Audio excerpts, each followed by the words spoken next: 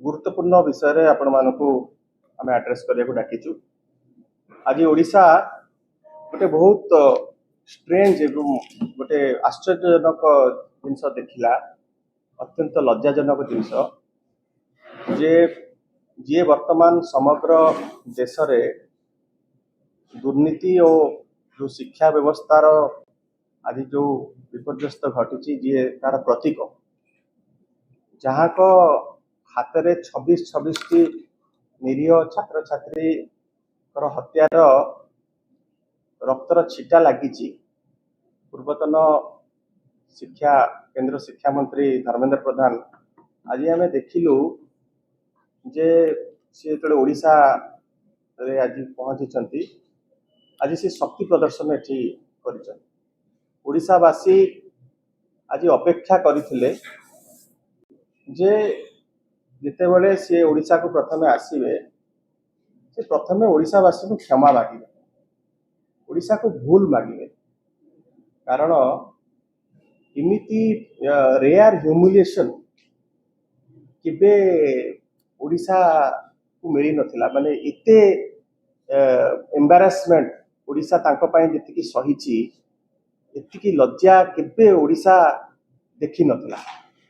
गोटे व्यक्ति जहाँ को पाई जाति बदनाम है, कूल बदनाम है, जी निजर अहंकार रे एते मास नीट रो परीक्षा जो प्रश्नपत्र लीक है बारंबार चारिआडू चाप पड़ा, सी तथापि इस्तफा देले नहीं। 26 टी छात्र छात्री जीवन हारिले, ये अहंकार रे रहिले। एवं वर्तमान जो भली भाव में भारत वर्ष रे तांकु नेकी एते बड़ गोटे प्रोटेस्ट हैला, दीर्घ मास धरिकी प्रोटेस्ट चलिला। छात्र छात्री मानकु बर्बरचित आक्रमण कले पुलिस कर्मचारी माने, एवं छात्र छात्री माने लुहाण हेले, एवं जो माने सेथरे विक्टिम हेले तांकु ये देखिवा पाई कि भी दिने गले नहीं।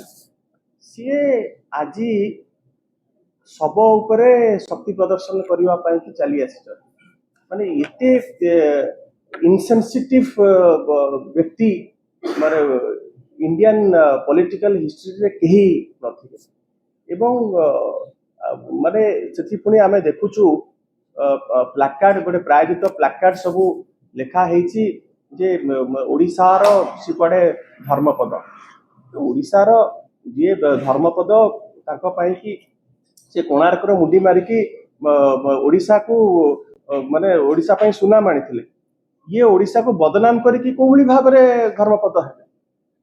तो आठू माने लज्जाजनक विषय किछि न होई पारे।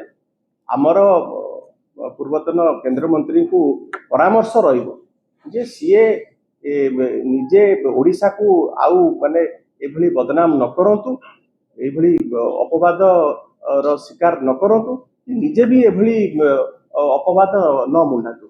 एवं आमे आशा करू जे जो पाप से करिसंती से पापर प्रायश्चित करंतु।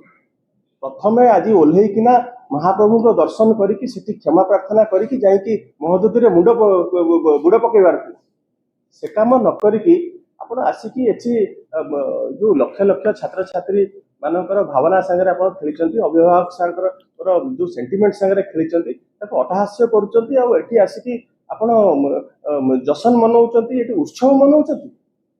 एटा गोटे पॉलिटिकल जे पब्लिक लाइफ रे अछि ताको तो एटा आशा करा जाय। आमे आशा करिबा जे हमर ए प्रेस कॉन्फ्रेंस पर से ओडिशावासी को क्षमा मागिबे एवं तार पापर प्रायश्चित करिवे। वर्तमान मु अनुरोध करूची